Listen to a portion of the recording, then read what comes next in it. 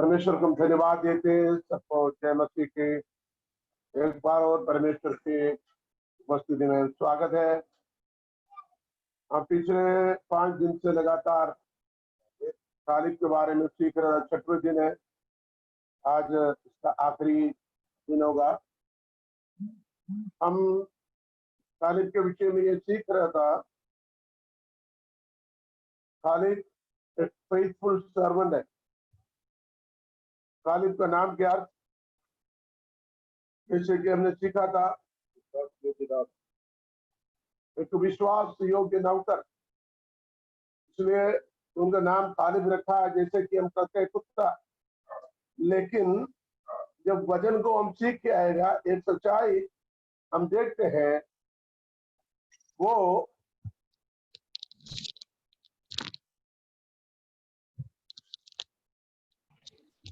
परमेश्वर की एक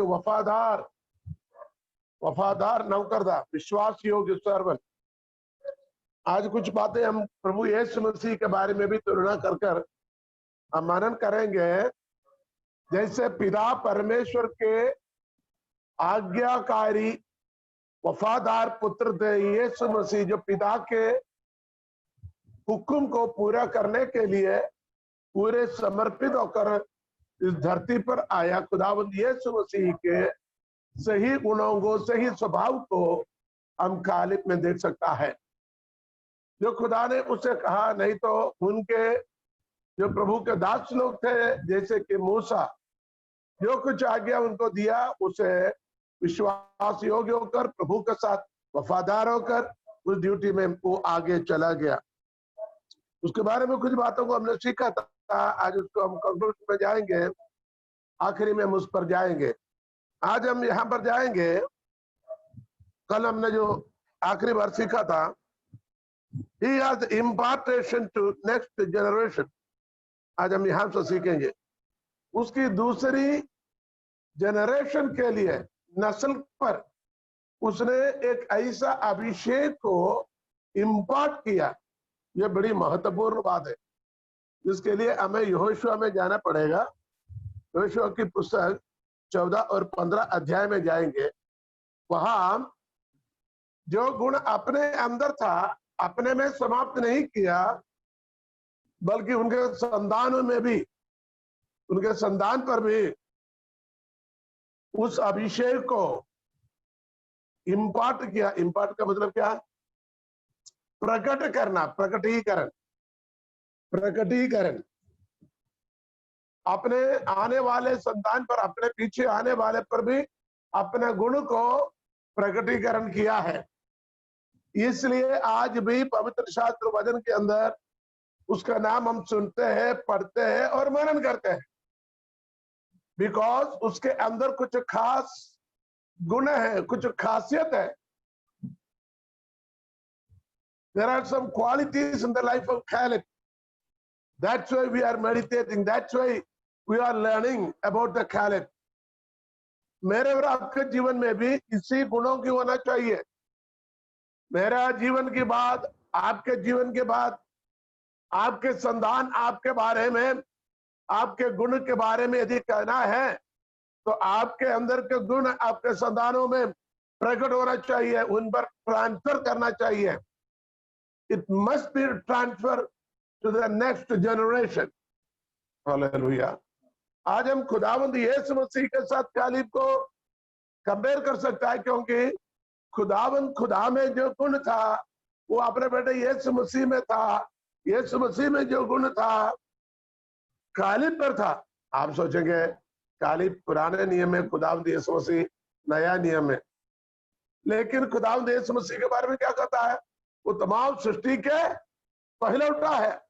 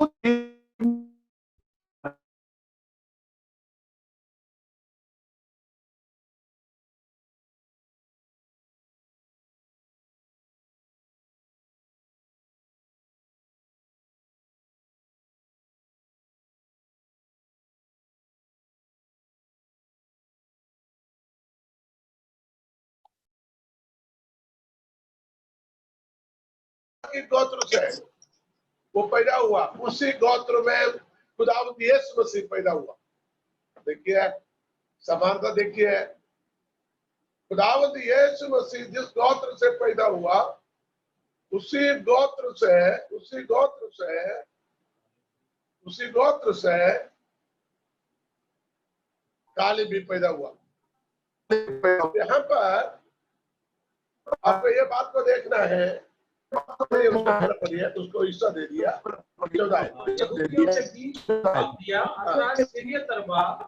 हेब्रोन भी कहलाता है।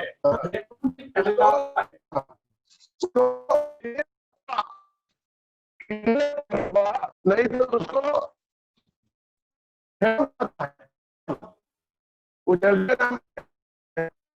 मैं एक बात और बताऊं, पिछले दिन में हमने सीखा था, कालेब ने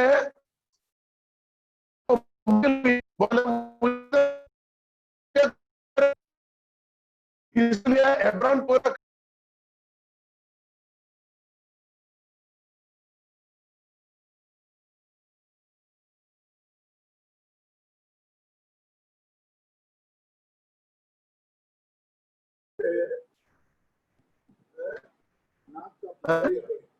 वह अरबा अनाक का पिता था।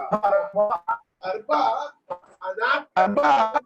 अनाक के पिता था, क्योंकि अनाक के लोग रहते थे, अनाक लोगों का पिता अरबा आता है। अब वो जगह किसको मिला? वो किसका? कालेब को मिला। और 15वीं आयत, फिर वहां से वह दबीर के निवासियों पर चढ़ गया। कालेब अनाक उसको 3 का नाम लिखा हुआ 14 आयत में पढ़िए। और कालेब ने वहां से शेशेक, अहीमान और तल्मी नामक अनाक के तीनों पुत्रों को निकाल दिया।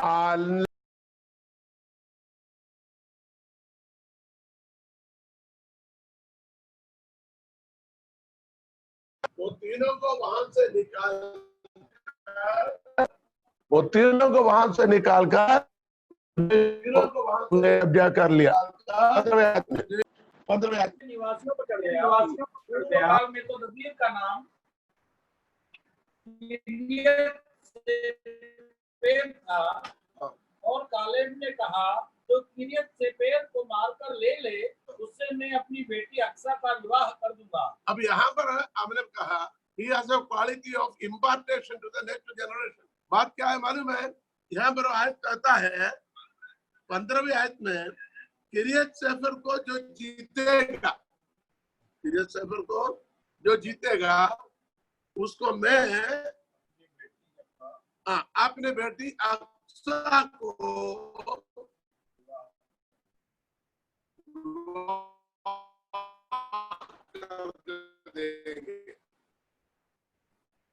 देखिए मैंने कब्जा तो कर लिया, मैंने किरियत अरबा को अर्थात हेब्रोन को मैंने तो कब्जा किया। अब मैंने कब्जा किया करके मेरे साथ ये मिनिस्ट्री हम खत्म होना नहीं, मेरे साथ ये सेवकाई समाप्त होने का नहीं, बल्कि ये सेवकाई, ये अभिषेक मेरे संतान पर भी होना चाहिए। अब इनके पास एक बेटी है जिसका नाम अक्सा है, कहता है किरियत सेफर को जो जीत के आएगा मैं उसको अपनी बेटी अक्सा को विवाह करके दूंगा। देखिए वहां पर एक नेक्स्ट जनरेशन को बिल्डअप करना चाहता है, एक नए क्या बोलोगे नस्ल को, एक नए पीढ़ी को तैयार करने का उत्साह उसके अंदर था। हम यहोशू के बारे में ऐसे नहीं सीखता है, ये बाकी और लोगों के बारे में नहीं सीखते, लेकिन कालेब के साथ ये गुणों को हम खास कर देखता है। उसने क्या किया? अपने एक अलग नस्ल को उसने बनाया। हम उसी आयत में वापस आएंगे, 17वीं आयत में आएंगे, पढ़िए। भाई ओथनिएल कंजी ने उसे ले लिया और उसने उससे अपनी बेटी अक्सा गालिब के भाई केनेस की बेटा ओथनिएल ने उसे कब्जा कर लिया। तो क्या हुआ? पढ़िए, उसने अपने बेटी अक्सा को वादे का के लिए वादा देगा। काम जब हो जाएगा राजनीति या कुछ अधिक लोग हो तो क्या करते हैं, वादा पारे डालेंगे, लेकिन जब काम हो जाएगा तो वो जानते भी नहीं इसी तरीके से। लेकिन गालिब वादे का बिल्कुल पक्का, जैसे उसने कहा वैसे कर दिया। ये परमेश्वर की खुदावन की स्वभाव है, वो बदलने वाले खुदावन नहीं कहता है आसमान और धरती टल जाएगा लेकिन मेरे मुंह से निकला वो वचन कभी ना चलेगा। ये गालिब ने जो बात किया वो काम होने के बाद अपनी बेटी अक्सा को उसको विवाह कर दे दिया। अब 18वीं और 19 आयत हम बाद में पढ़ेंगे। अब हम इसके नीचे और बातों को हमें सीखना। हमने पहले क्या सीखा? वो अपने अनुग्रह अपने जीवन के स्वभाव को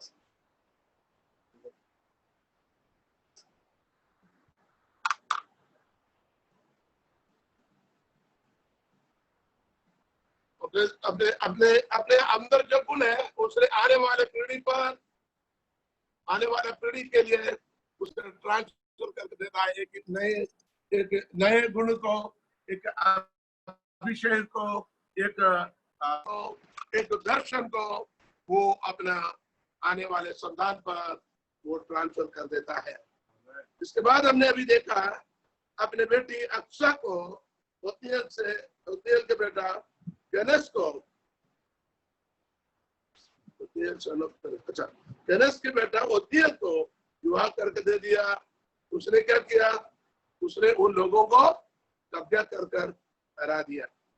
अब यहाँ पर कुछ बातें मैं बताना चाहूंगा।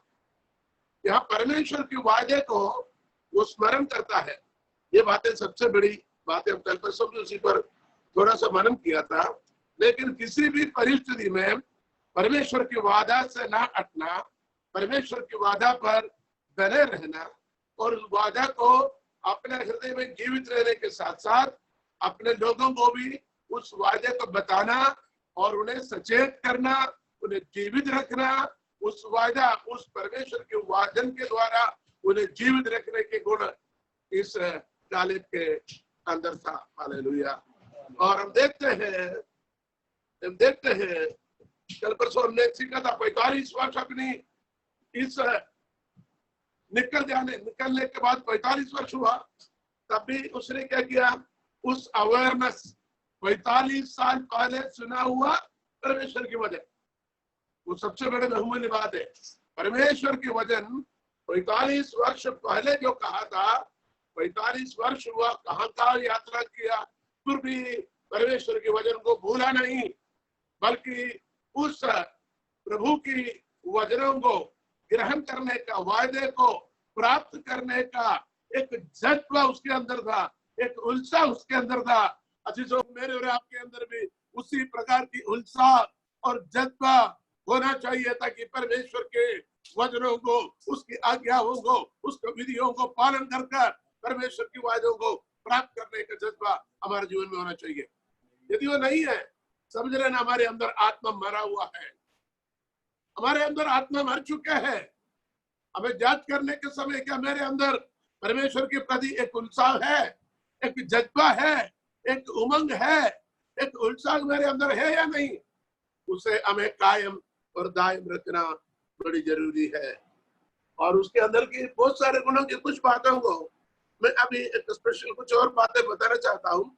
उसके अंदर कुछ बातें कल हमने सीखा था, उसके अंदर अवेयरनेस था, पर परमेश्वर की उपस्थिति का अवेयरनेस को क्या बोलेगा? जागृति। हमेशा एक जागरूक रहता था। He has an awareness regarding to the presence of the Lord. कहीं पर भी जाएगा, पहाड़ में हो या उस अमालेकियों के बीच में हो, युद्ध में हो, हर समय पर परमेश्वर की उपस्थिति को वो महसूस करता था, वो जागरूक उसी विषय पर रहता था। और उसके अंदर कलम ने सीखा था कौन करेंगे एटीट्यूड, कब्जा करने का, हासिल करने का एक स्वभाव था। हाँ मेरा हो गया, रहने दो, अब ये मेरे काम नहीं है, दूसरों के काम है। आपको पता होगा शायद आजकल बहुत सारे मसीह लोगों के अंदर एक सोच होता है कलीसिया की ड्यूटी पूरी पास्टर की है, कलीसिया की ड्यूटी करना पास्टर की है, आत्माओं को जीतना पास्टर के काम है। इसी प्रकार की सोच होता है, लेकिन वचन हमें सिखाता है ये सब हम सब का काम है, ताकि कलीसिया को, हालेलुया, कलीसिया को बनाना, कलीसिया को तैयारी करना, कलीसिया को सचेत करना, कलीसिया की जागरूक करना, कलीसिया को अवेयरनेस में लेके आना हम सबका कार्य है। हालेलुया। हमें इस ड्यूटी को सिर्फ किसी के ऊपर हम सौंप कर हाथ नहीं धो सकेगा, बल्कि हम सबको मिलकर इस कार्य को करना है। हालेलुया। और उसका एक स्वभाव था, he was cooperation with Joshua. Joshua के हमेशा सहकारिता, सहभागिता थे अपना लीडर के साथ। अपना लीडर योशुआ के साथ कभी भी उनका खिलाफ नहीं रहा, बल्कि हमेशा उनके अधीनता में रहा, उनके बातों को सुनता रहा। और ही वॉज सबमिसिव। सबमिसिव क्या?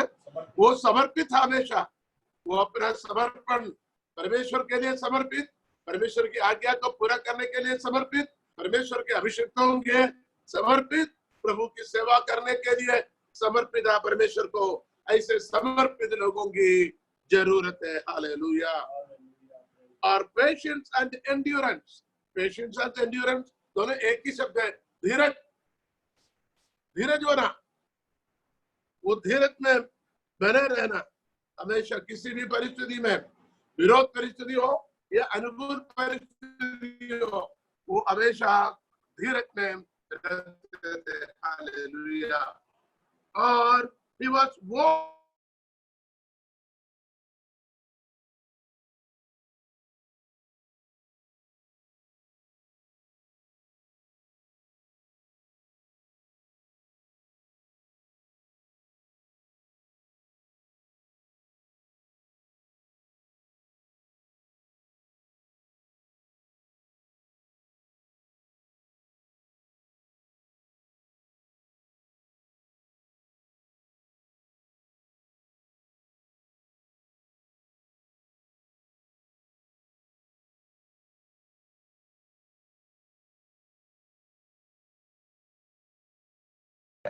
हमें पूरी रीति से परमेश्वर की अनुकरण करना है, अनुकरण करना है। हमें आधा अधूरी अनुकरण परमेश्वर पसंद नहीं करता है। वचन में लिखा हुआ अधूरी मन से प्रभु की सेवा करने वाले श्रापित है। अधूरा मन से नहीं, हमें पूरी रीति से अनुकरण करना, पूरी रीति से चलना है, और प्रभु के साथ साथ हमें रहना बड़ी जरूरी है। हेब्रोन जो शब्द, वो हेब्रोन की पहाड़ के बारे में हम कहते हैं ना, सुना पढ़ा है। हेब्रोन शब्द के अर्थ क्या मालूम है? हेब्रोन शब्द के अर्थ होता है संगति, फेलोशिप। उसका सही अर्थ यह है पवित्र लोगों के संगति। हेब्रोन पवित्र लोगों के संगति। अजीजों, हम जो मांगेगा तो ऐसे चीजों को मांगना है, हमें ऐसे चीजों को मांगना है। क्यों? हेब्रोन संगति किसके साथ? परमेश्वर के साथ संगति। हालेलुया। उससे कम कोई चीज हमें मांगना नहीं। जिसमें परमेश्वर की उपस्थिति नहीं हो वो हमें नहीं चाहिए। जिसमें परमेश्वर की संगति ना हो वैसे चीजें हमें ना चाहिए। चाहे जमीन हो, जायदाद हो, सोना चांदी दौलत हो, ईश्वर नाम और पद जो भी हो, परमेश्वर की उपस्थिति से काम कोई चीज हमें नहीं चाहिए। वहां और भी जगह हो सकता है, वहां और भी चीजें मांग सकता है, लेकिन वो कहता है हमें खुदा ने वादा किया था, वो अभी तक हम प्राप्त नहीं किया, लेकिन हम सब भूल गए। हम यहाँ आने का अभी 5 साल हो गया, सब अपने अपने घर तंबू अपनी अपनी अपनी गोत्र के साथ रहते हैं, किसी को कोई कमी नहीं, लेकिन वो जगह अभी भी दुश्मन के हाथ में है, अनाकियों के हाथ में है। वो मुझे दे दो, मैं उसको कब्जा करूंगा, क्योंकि उसको मालूम था वहां यहोवा की संगति है। हालेलुया, यहोवा की संगति वहां थे। हालेलुया। और इन लोगों के बीच में एक ऐसा सिद्धांत चलता था। कौन सी सिद्धांत है? 12 लोग उस पार गए, मेजोरिटी आकर टिड्डियों का सिद्धांत, हमसे बोलेंगे टिड्डियों का सिद्धांत, क्या बोलेंगे? उसको कहते हैं लॉजिक। हम लॉजिक वाले, लॉजिक को क्या बोलेंगे? क्या? तर्क। तर्क, हाँ, टिड्डियों का तर्क। बोलेंगे हम तो छोटे हैं, हमसे कुछ नहीं बन पाएगा, हम करेंगे तो ज्यादा ज्यादा पत्तियां खा सकते हैं, हम ये दुश्मनों को कहां गिरा सकते हैं। यह है टिड्डियों का तर्क, टिड्डियों का लॉ, उनके लॉजिक, उनके शास्त्र। ये मेजॉरिटी लोगों ने इसी पर साइन किया है, लेकिन कालिब ने उसको नहीं फैलाया। एक कदम भी, एक शब्द भी टिड्डियों की लॉजिक को, तर्क को नहीं फैला है। भले वो मेजॉरिटी है, बिल्कुल सही है, सभी लोग उसको मानते हैं वहां टिड्डी है। कालिब ये नहीं कहता वहां टिड्डी नहीं है करके, यहोशू भी ये नहीं कहते वहां टिड्डी नहीं है, लेकिन परमेश्वर की सामर्थ होने से, हालेलुया, परमेश्वर की उपस्थिति होने से, परमेश्वर की वजन और वायदा अपने हृदय में होने से, उसने जरा सा भी उस तर्क को आगे बढ़ाया नहीं, बल्कि उसके जड़ पर कुल्हाड़ी मारा। हालेलुया। और यहां एक और सच्चाई में बताना चाहता हूं, यहां वास्तव में दो ताकत है, एक टिड्डी का, दूसरा किसका? कालिब का नहीं, एक टिड्डी का ताकत, एक टिड्डी, दूसरा नफीलो। क्या पढ़ा था उसको? नफीलो यानी जायंट्स। हमने अनाकी नफीलों को देखा, गिनती पुस्तक 14 में है ना, गिनती 13 की आखिरी आयत। यस पढ़िए, 33, 13 के 33, गिनती 13-33। और वहां नफीलों को, हाँ, मैंने नफीलों को, नफीली जाति वाले अनाकवंशियों को देखा। नफीली जाति वाले अनाकवंशियों को देखा। आगे, और हम अपनी दृष्टि में उनके सामने, हम अपने दृष्टि में उनके सामने टिड्डी के समान दिखाई टिड्डी के समान दिखाई पड़े। पड़े। तो हम, अर्थात हम का मतलब इस्राएली लोग टिड्डी समान, और अनाकी लोग नफीलो। नफीलो मीन जायंट्स। ये हम दो ताकत है, एक टिड्डी का, एक जायंट्स का। लेकिन ये टिड्डी, अब ये युद्ध किसका आपस का है? टिड्डियों का और राक्षसों का आपस की युद्ध है। जीता किसने? जीता किसने? टिड्डियों ने जीता, क्योंकि राक्षसों के सामने इस्राएलियों के कैसे देखा? टिड्डी समान। इसी आयत में 33 में लिखा हुआ है, उनके आखिरी लाइन, 33 की आखिरी लाइन पढ़ी है। और उनके और ऐसे ही उनकी दृष्टि में मालूम पड़ते थे, ऐसे ही उनके दृष्टियों में मालूम पड़ता था। किनके दृष्टियों में? अनाक वंशियों के दृष्टियों में इस्राएली लोग टिड्डी समान मालूम पड़ते थे। तो इस्राएली लोग टिड्डी समान और अनाकी वंश राक्षस की शक्ति, दोनों के आपस के युद्ध है। किसने जीता? जीता टिड्डियों ने जीता है। तो टिड्डियों ने अनाकियों को, राक्षसों को जीता है, तो बड़ा कौन है? टिड्डियां। ताकत किसमें है? टिड्डियों में। कब्जा किसने किया? टिड्डियों ने किया। एक बहुत बड़ी फिलोसफी, एक बहुत बड़ा स्ट्रैटेजी हम बताएंगे, युद्ध तंत्र है, युद्ध के क्या बोल रहे हैं? स्ट्रैटेजी, रणनीति है। यहां पर एक बात हमें ध्यान रखना है, हम भले छोटे हो, भले कमजोर हो, भले गिनती में थोड़े हो, बल नहीं है, ताकत नहीं, कुछ भी नहीं, लेकिन खुदा आपके साथ रहेगा। ये दुनिया की पूरी ताकत आ जाए, आप पर कुछ नहीं कर पाएगा, जीत आपके ही होगा। उसके उदाहरण यहां यहोशू ने जब यरीहो को दीवार गिराया, उधर की बात आपको मालूम है। आप न्यायों के पुस्तक में जाएंगे, वहां पर आपने गिदयोन को देखा। गिदयोन ने भी युद्ध के लिए क्या, सिर्फ 300 लोगों को देखा, हजारों को नहीं लिया, सिर्फ 300 लोगों को लेकर युद्ध के लिए गया और देश को जीत के आया। यहोशू ने न तलवार, न भाला, न बर्छी, कुछ नहीं। क्या है उनके हाथ में? एक नरसिंह है और उनके हथियार यही था, चुपचाप उसके भ्रमण करना। आखिरी में 7वां दिन के 7वें चक्कर में वो लोगों ने नारा लगाया तो पूरी दीवार ढह गया, चकनाचूर हो गया। यहां पर हमें एक बात को ध्यान रखना है, भले हम छोटे हैं, भले हमारे साथ ज्यादा लोग नहीं है, लेकिन एक बात ध्यान रखना, खुदावंद हमारे साथ है। गालिब में यही खासियत था, वो हमेशा खुदा के उपस्थिति को, हुजूरी को महसूस करता था, विश्वास करता था, उसी पर चलता था। यहाँ पर हमने देखा हेब्रोन का अर्थ होता है संगति, पवित्र लोगों के संगति। हालेलुया। रोमियो की पत्री 8 अध्याय 31 आयत पढ़ेंगे, वहां परमेश्वर हमारे साथ करके आयत को हम देखते हैं। पढ़िए रोमी 8 अध्याय उसके 31।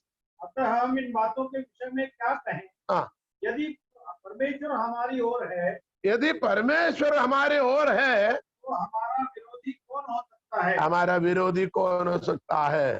फिर से आप सब इस आयत को नोट करके रखें। यदि परमेश्वर हमारे साथ है तो विरोधी कौन हो सकता है? दुनिया की कोई भी ताकत, दुनिया की कोई भी शक्ति, कोई भी प्रशासन, कोई भी अधिकारी, कोई भी ताकत हमारे खिलाफ नहीं आ सकेगा, क्योंकि परमेश्वर हमारे साथ है। हालेलुया। उस आयत के एक बार और पढ़िए ना। अतः हम इन बातों के विषय में क्या कहें? हाँ, यदि परमेश्वर हमारी ओर है, अंडरलाइन कर रहे ना, यदि परमेश्वर हमारी ओर है तो हमारा विरोधी कौन हो सकता है? कौन हमारा विरोध में खड़े हो सकता है? Hallelujah. When we stand in the name of Jesus, tell me who can stand before? In the mighty name of Jesus, we have the victory. In the name of Jesus, in the name of Jesus, we have the victory.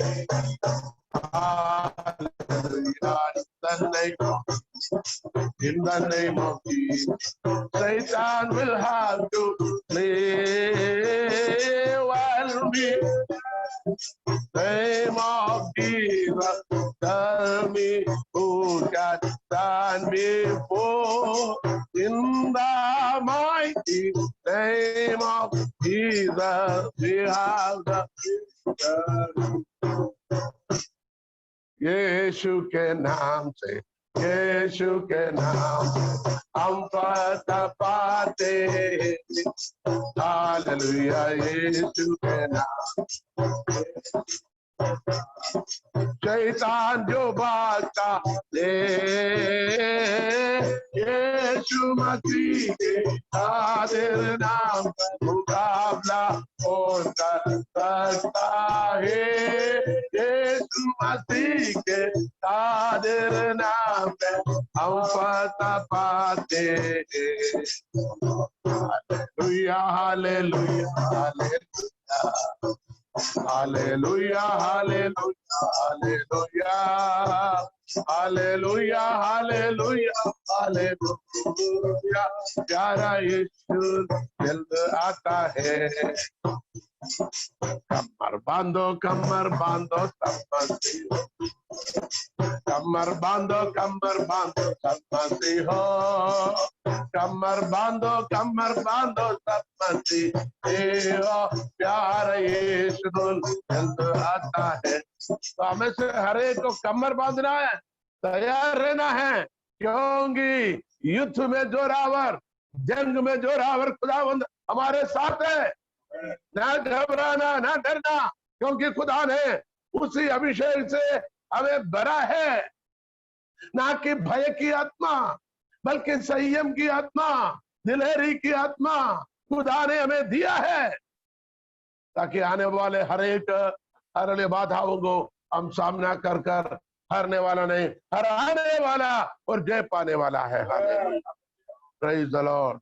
और हम गालिब के बारे में सीखते हैं, वो एक योद्धा है, he is a warrior, he is a soldier. वो एक योद्धा, विश्वास से भरपूर व्यक्ति, उसके अंदर पूरे विश्वास, कहीं से भी उसको जा चलो पूरे विश्वास से भरा हुआ, और एक विश्वास से योग्य, विश्वास से भरपूर कौन है? एक फेथफुल बिलीवर, ईमानदार, विश्वास योग्य, भक्ति करने वाले व्यक्ति। और एक और बात, hallelujah, he was full of the power of the God and he completely believed in the power of the Lord of Israel, इस्राएल के राजा, इस्राएल के खुदा पर, उसके बल पर, उसकी शक्ति पर, उसके कुवत पर पूरे विश्वास करने वाले। हालेलुया। क्या मालूम जीत पाओगे, हासिल करोगे, हार जाएंगे, क्या करेंगे, शक वो हम नहीं, बल्कि इस्राएल की यहोवा सेनाओं की यहोवा पर पूरे यकीन, पूरे भरोसा। अभी सबसे बड़े प्रॉब्लम क्या है? हम विश्वास तो करते लेकिन भरोसा नहीं करते हैं। आप विश्वास तो ठीक है लेकिन भरोसा नहीं करेगा। वचन में लिखा हुआ है, यहां से नीचे कूदो, पहाड़ के ऊपर से या बड़े गुम्मट के ऊपर से नीचे कूदो, स्वर्गदूत में संभालेगा। यदि मुझे और आपको बताएगा कूदो करके, नहीं कूदेगा। विश्वास करते हैं, हाँ विश्वास तो पक्का कर, विश्वास हम पक्का करते हैं। खुदावंद हमें क्या करेगा? स्वर्गदूतों को भेजकर हमें संभालेगा। तो कूदो, कूदेगा नहीं। यही से विश्वास है हमारे। लेकिन कालेब का विश्वास ऐसा नहीं था, उसने पूरे विश्वास किया। हालेलुया। और इसके अलावा he is from the tribe of JUDA, वो यहूदा से है। यहूदा से है तो यहूदा के एक शेर के बारे में हम सीखते हैं। कौन है यहूदा के शेर? यहूदा के बब्बर शेर, खुदावंद यीशु मसीह। तो ये कालेब भी यहूदा की कबीले से, यहूदा की कबीले से, गोत्र से। ये भी एक शेर है भैया, ये भी लाइन ऑफ जूडा। हालेलुया। ये भी उसी गोत्र से है। कौन सी गोत्र से? खुदावंद यीशु मसीह निकला हुआ लाइन ऑफ जूडा। जो इस्राएल के जो लाइन ऑफ जूडा कौन है? खुदावंद यीशु मसीह, उसी गोत्र से ये भी है। और मैं कहता हूं ये भी छोटा शहर है भैया, ये उस शहर की बच्चा है। और आज ये कलाम सुनने वाले, विश्वास में रहने वाले, प्रभु पर विश्वास करने वाले, उनके वचनों पर चलने वाले, उनके विधियों पर पूरा करने वाले, आप कमजोर नहीं हैं। आप भीगी बिल्ली बनने वाले नहीं, आप बिल्ली को देखकर भागने वाले चूहे जैसे नहीं, बल्कि आप उन शेर के बच्चे हैं जो खुदावंद यीशु मसीह। वो विश्वास आपका मन में रखना है। हालेलुया। मैं उस खानदान से हूं, मैं खुदावंद यीशु मसीह के बेटे और बेटियां हैं, तो मैं भी शेर हूं। तो शेर जैसे हमें दिलेर होना है और प्रभु के वचन में हमें बने रहना है। हालेलुया। वो एक इसके बारे में हम यहाँ समाप्त करेंगे, लेकिन यहाँ पर एक बात और बताना चाहता हूं। एक जमाने पर ये कालेब कौन था? वो मिस्र के अधीनता में एक गुलाम थे, एक गुलाम बच्चे थे। क्योंकि मिस्र में फरवो की अधीनता में इनके मां बाप और उनके परिवार के लोग, पूरे इस्राएल के लोग क्या करते थे? गुलामी का काम करते थे। उस गुलामी आगे बढ़कर खुदा ने उसको चुना काहे के लिए? एक स्पाई, क्या बोलेंगे उसको, जासूस की ड्यूटी करने के लिए, एक स्पाई का कार्य करने के लिए उसको भेजा गया। वहां से वो क्या बना? वहां से वो एक सोल्जर यानी सिपाही बना। सिपाही के बाद में वो एक चरवाहे बने। यानी ये एक शिफ्टिंग है, शिफ्टिंग, जीवन का परिवर्तन। कालिब का जीवन की परिवर्तन, 4 लेवल परिवर्तन। पहले कौन थे? मिस्र के एक गुलाम बच्चे। इसके बाद में वहां के आजाद होकर आ गया, एक जवान बच्चा बन गया, तो उसको एक जासूस बनाकर भेजा। उसी में वो वफादार निकला तो उसको सोल्जर बनाया। सोल्जर में युद्ध कर उन देश को कब्जा किया। आगे जाकर वो क्या बना? एक चरवाहा। उस देश को, उस इलाके को, कौन सा? पूरी हेब्रोन को, हेब्रोन और हेब्रोन के निवासियों के ऊपर राज करने वाला बन गया। देखिए खुदावंद ने कहां से कहां तक लेके आ। आजकल के मनुष्य, इवन आत्मिक जगत के लोग क्या सोचता? पैदा होते से बेनिहीन बनने को चाहता है, रहना और बोंगे बन जाए, नहीं तो बिल्ली ग्रह बने, इसी प्रकार की सोच रहते हैं। आप देखिए किसी खुदा के खादम पैदा होते से खादम नहीं बना, पैदा होते से मशहूर नहीं बना, पैदा होते से बड़े बड़े मिरेकल करने वाला नहीं बना। उनके जीवन में भी कई संघर्ष है, कई उतार, कई चढ़ाव, कई संघर्ष, कई दिन, कई रात, कई परेशानी, कई मुश्किल, कई आंसू वहां से गुजरा। लेकिन हर परिस्थिति में जब वो विश्वास योग्य कर उनके विश्वासता को प्रकट किया है, खुदा ने कदम कदम पर बरकत दिया, आशीष किया और ऊंचे स्थानों पर पहुंचा दिया है। दाऊद के बारे में भी हमने सीखा, एकदम राजा नहीं बना। राजा बनने से पहले वो जंगल में थे, उससे पहले कितने कितने परेशानी, कितने मुश्किलें, कितने विपत्तियां, और उसने अपने सामने का गोलियत को हराए। अपने भाई लोगों ने, अपने पिता ने उन्हें छोड़ दिया, बदनाम किया और इतनी निंदा किया, इतनी विरोध किया। इन तमाम जगहों पर भी वो विश्वास योग्य कर परमेश्वर को धन्यवाद देते हुए प्रभु के संग बने रहा, प्रभु से भक्ति करते रहा, उनसे प्रार्थना करते रहे, प्रभु के विधियों को पालन करते हुए प्रभु के समय के लिए बाट जोता रहा। आखिरी खुदा ने उसको राजा बनाया। हालेलुया। मेरे प्रियजनों, हमारा परमेश्वर आज भी जीवित है। आज आपके जीवन को भी परिवर्तन में लेके आने के लिए बहुत तैयार है। God is faithful to do a shifting in your life. A shifting. वचन के अंदर बहुत सारे शिफ्टिंग हम देखते हैं, बहुत सारे शिफ्टिंग। हालेलुया। बहुत सारे लोगों को परमेश्वर ने परिवर्तित कर आगे की ओर बढ़ाया है। आज वचन सुनने वाले, सीखने वाले लोगों के ऊपर परमेश्वर की उस अनुग्रह, उस कृपा जरूर आएगा। आप अपने विश्वास प्रभु में मजबूत रखिए, परमेश्वर की उपस्थिति को हमेशा महसूस करें, परमेश्वर के साथ संगति। Hebron, Hebron. हालेलुया। आपको मालूम है दाऊद को राजा बनाने के लिए भी हेब्रोन में आए थे लोग।